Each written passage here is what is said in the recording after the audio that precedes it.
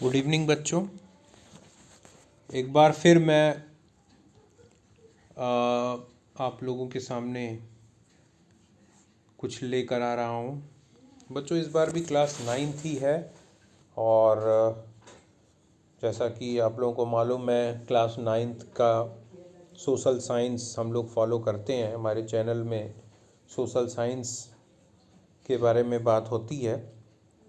तो social science की ही एक स्ट्रीम है पॉलिटिकल साइंस। तो टर्म 2 का जो सिलेबस है तो उसी के अकॉर्डिंग जो है हम लोग चल रहे हैं। और मैं सोच रहा हूँ कि चैप्टर नंबर 4 पॉलिटिकल साइंस का चैप्टर नंबर 4 है वर्किंग ऑफ इंस्टीट्यूशन, इसको थोड़ा सा डिस्कस कर लिया जाए। बच्चों, ये मेरा इस चैप्टर का पहला वीडियो है। इसमें थोड़ा सा हम लोग इस चैप्टर का इंट्रोडक्शन समझ लेते हैं, इसके बारे में समझ लेते हैं कि ये वर्किंग ऑफ इंस्टीट्यूशन किससे रिलेटेड है, इसमें कौन सी चीज़ें हैं जो हमें समझनी है। बड़ा अच्छा बहुत ही इंटरेस्टिंग चैप्टर है और बहुत सिस्टम से इस एनसीईआरटी बुक में इस डिफरेंट टॉपिक्स को एक्सप्लेन किया गया है ताकि बच्चे बहुत आसानी से इसको समझ सकें। ओवरव्यू जो होता है बच्चों किसी भी चैप्टर का, वो एक तरह से जिस्ट होता है। इसमें इसको पढ़ लेने से पता चल जाता है कि हम क्या पढ़ने जा रहे हैं, हमें क्या समझना है और हम अपना एक ऑब्जेक्टिव, एक अपना टारगेट बना लेते हैं उस चैप्टर के प्रति, हमको किस तरह से समझना है ना। तो चलो, ओवरव्यू को समझने से पहले मैं आपको बता दूं कि आखिर ये वर्किंग ऑफ इंस्टीट्यूशन ये क्या है।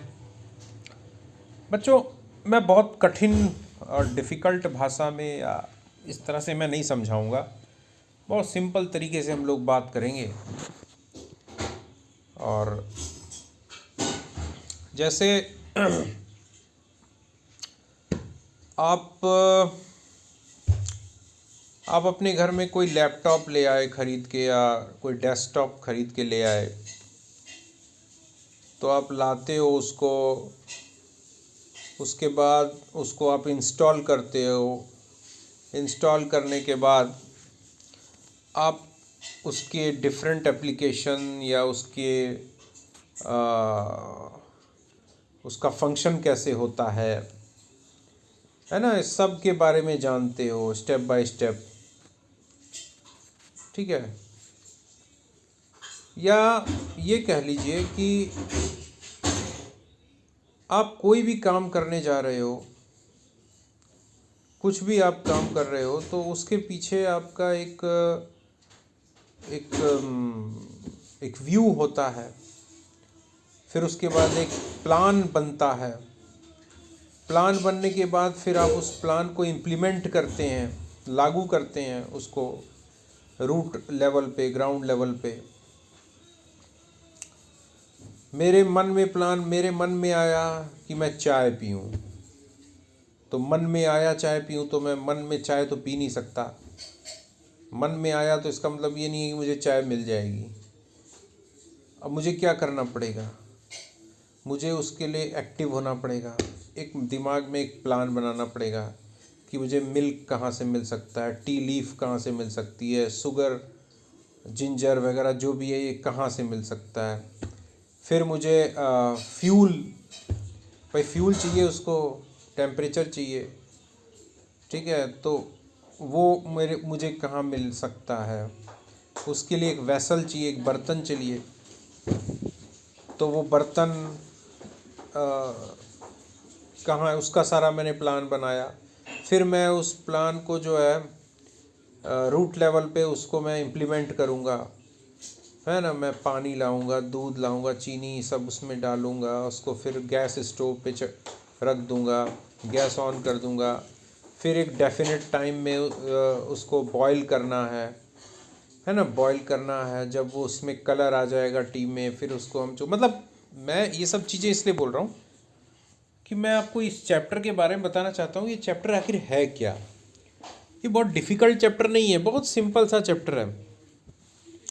इसमें बताया गया है कि जैसे कोई छोटा सा भी आप काम करने जाओ तो कैसे स्टेप बाय स्टेप उस काम को आप करते हो, उसी तरह जो सरकारें होती हैं बच्चों, गवर्नमेंट जो होती है, गवर्नमेंट कोई एक बॉडी नहीं होती। गवर्नमेंट के बहुत सारे ऑर्गन्स होते हैं, है ना। जैसे हमारी बॉडी के अंदर बहुत सारे ऑर्गन्स होते हैं, और सब जितने भी ऑर्गन होते हैं सबका अपना अपना अलग फंक्शन और वर्क है, और वो सब मिल करके जब वर्क करते हैं तो वो एक यूनिक मतलब एक यूनिक प्रोसेस को अंजाम दे देते हैं, है ना। वो लाइफ बन जाते हैं, वो सारे ऑर्गन्स मिल के काम करते हैं और एक लाइफ को सस्टेन करते हैं, ठीक है, एक जीवन को बनाए रखते हैं। लेकिन सबके काम अलग अलग हैं। आँखें देख रही हैं, दिमाग ने पूरे बॉडी पे कंट्रोल किया हुआ है। किडनी का काम अलग है, किडनी दिमाग का काम नहीं कर सकती। लीवर हाथों का काम नहीं कर सकता। हार्ट हमारे हमारे दांतों का काम नहीं कर सकता, है ना। कहने का मतलब स्टमक का, इंटेस्टाइन का अलग काम है ना। बहुत सारे ऑर्गन्स हैं, सबका मतलब, लेकिन वो सब मिल करके एक लाइफ को सस्टेन कर रहे हैं, है ना। तो उसी तरह से गवर्नमेंट के भी बहुत सारे ऑर्गन्स होते हैं। तो किस तरह से ये ऑर्गन्स आपस में मिलकर स्टेप बाय स्टेप काम करते हैं, है ना। यहाँ पर इंस्टीट्यूशन कहा गया है, वर्किंग ऑफ जो गवर्नमेंट के इंस्टीट्यूशन होते हैं। गवर्नमेंट के यहाँ पर इंस्टीट्यूशन का मतलब यहाँ पे कोई इंजीनियरिंग कॉलेज, कोई मेडिकल कॉलेज, कोई स्कूल, कोई यूनिवर्सिटी की बात नहीं हो रही है। यहाँ पर इंस्टीट्यूशन का मतलब डिफरेंट ऑर्गन्स ऑफ गवर्नमेंट, है ना, सरकार के जो अलग अलग अंग होते हैं। तो मोटे तौर पे तुम लोगों ने प्रीवियस क्लास में, पिछले क्लासेस में पढ़ा बेटा, 8th में पढ़ा आप लोगों ने कि बेसिकली जो है 3 चीज़ें होती हैं जो कि एक डेमोक्रेसी को रन करने के लिए बहुत ज़रूरी होती हैं, डेमोक्रेटिक गवर्नमेंट को रन करने के लिए ज़रूरी होती हैं। जैसे एक हो गया आपका सबसे पहले लेजिस्लेचर जो कि कानून बनाता है। फिर होते हैं एग्जीक्यूटिव, उस कानून को लागू करने वाले लोग जो ग्रास रूट लेवल पे उसको इम्प्लीमेंट करते हैं, लागू करते हैं उस नियम को, है ना, उसका पालन करवाते हैं। और फिर एक तीसरा होता है जो किसी भी चीज़, अगर कोई कंट्रोवर्शियल सिचुएशन हो गई, कोई डिस्प्यूट हो गया, या कोई रूल समझ में नहीं आ रहा है, कोई रूल या रेगुलेशन बन गया है वो समझ में नहीं आ रहा है, उसको इंटरप्रेट करने की ज़रूरत है। कॉन्स्टिट्यूशन का कोई आर्टिकल समझ में नहीं आ रहा है सरकार को कि भैया इसका मतलब क्या है, तो उसको इंटरप्रेट करने का काम, उसको परिभाषित करने, उसकी व्याख्या करने का काम, ये सब काम भी है। तो उसके लिए एक तीसरा ऑर्गन होता है ज्यूडिशरी। तो आखिर ये लोग काम कैसे करते हैं, मतलब इस चैप्टर में एग्जाम्पल के साथ, एक बहुत ही बढ़िया एग्जाम्पल के साथ बताया है कि किस तरह से लेजिस्लेटर जो होता है वो कानून बनाता है, फिर किस तरह से उस कानून को जो एग्जीक्यूटिव्स होते हैं, तो एग्जीक्यूटिव्स क्या करते हैं, किस तरह से उसकी ड्राफ्टिंग करते हैं और किस तरह से ऑर्डर निकालते हैं, किस तरह से उसको लागू करते हैं। और अगर उसके बाद उस रूल या उस रेगुलेशन या उस पॉलिसी की वजह से कोई झगड़ा, विवाद, फसाद कुछ भी हो जाता है, तनाव हो जाता है, तो फिर किस तरह से हमारी जो ज्यूडिशरी है वो उसको कैसे प्रोसेस में लाती है, है ना। तो यही है बच्चों इस चैप्टर में। बहुत कोई मतलब बहुत डिफ़िकल्ट है, नाम से डरो मत, वर्किंग ऑफ इंस्टीट्यूशन, डरो नहीं, बस इसमें यही बताया है कि कोई भी काम कैसे होता है सरकार का, ठीक है। Democracy is not just about people electing their rulers. In a democracy, the rulers have to follow some rules and procedures. They have to work with and within institution. Democracy सिर्फ ये नहीं है कि आम जनता ने मिल करके अपने शासकों का चुनाव कर लिया, अपने शासकों को चुन लिया। डेमोक्रेसी या लोकतंत्र सिर्फ ऐसा ही नहीं होता या ये ही नहीं होता। इन अ डेमोक्रेसी, एक लोकतंत्र में शासकों को कुछ खास नियमों का पालन भी करना होता है, कुछ प्रक्रियाओं का भी पालन करना पड़ता है। They have to work with and within institution, उन्हें संस्थाओं के साथ और संस्थाओं के अंतर्गत ही कोई ना कोई काम करना पड़ता है। मतलब चलो, कहने का मतलब हम मान लो आम जनता है, हमने अपने रिप्रेजेंटेटिव, अपने प्रतिनिधियों का चुनाव कर लिया, चुन लिया कि भैया ये हमारे तरफ से संसद में जाएंगे, सरकार बनाएंगे, जो भी है। अब जब सरकार बन गई तो सरकार में जो लोग हैं वो अपनी मनमर्जी से काम नहीं करेंगे कि मन में आया कि ये नियम बना दो रातों रात तो बन गया भैया नियम। नहीं, उसके कुछ तरीके होते हैं, कुछ संस्थाएं होती हैं जो गाइड करती हैं, निर्देशित करती हैं, उनके अनुसार ही काम होता है। कुछ रूल्स होते हैं। This chapter is about the working of such institution in a democracy, और इस चैप्टर में यही बताया गया कि एक लोकतंत्र में किस तरह संस्थाएं कार्य करती हैं। We try to understand this by looking at the manner in which major decisions are taken and implemented in our country, और हम इस बात को समझने की कोशिश करेंगे कि किस तरह से बड़े बड़े निर्णय लिए जाते हैं सरकारों द्वारा, उनको किस तरह से लागू किया जाता है हमारे देश में। We also look at how dispute regarding this decisions are revolve, और हम ये भी देखेंगे कि किस तरह से इन निर्णयों के कारण यदि कोई विवाद होता है, डिस्प्यूट होता है, तो वो किस तरह से सुलझाया जाता है। In this process we come across 3 institution that play a key role in major decision, legislature, executive and judiciary. और हम इस प्रक्रिया में हम लोकतंत्र के जो 3 मुख्य संस्थाएं होती हैं, 3 स्तंभ जिनको होते हैं, किस तरह से वो की रोल, मेन रोल, मुख्य भूमिका बड़े बड़े डिसीजन लेने में, बड़े बड़े निर्णयों को लेने में किस तरह से ये लोग, ये 3 चीज़ें मुख्य भूमिकाएं अदा करती हैं। You have already read something about these institutions in early classes. Here we shall quickly summarize those and move on to asking larger question.